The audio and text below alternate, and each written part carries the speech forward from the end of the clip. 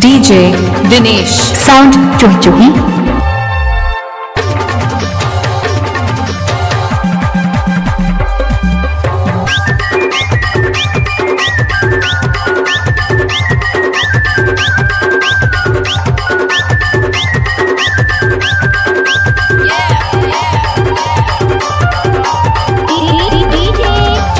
Dinesh sound चुहचुही।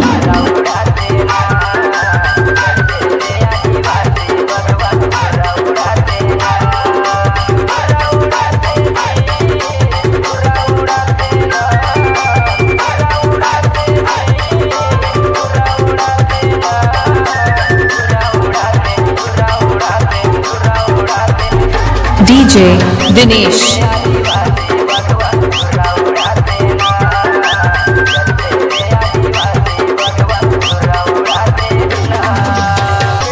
खाटी गाहनवाद खुला road Chuhchuhi.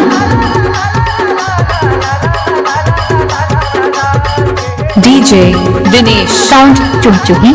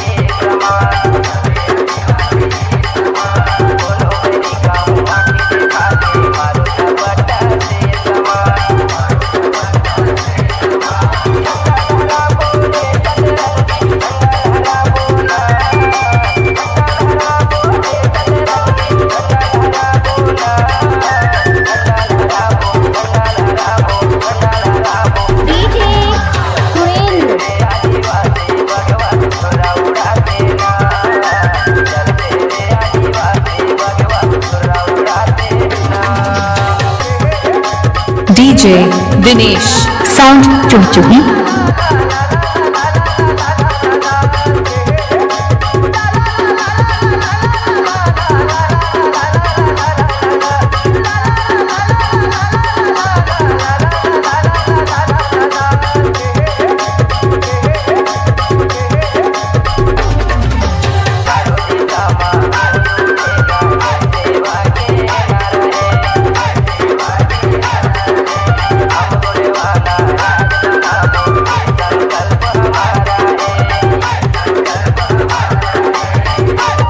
DJ Dinesh sound Chuhchuhi.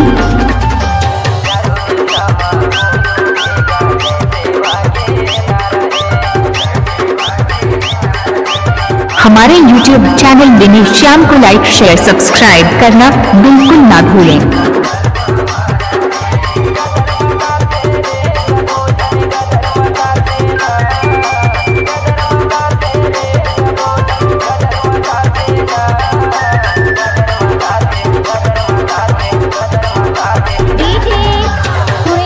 Dinesh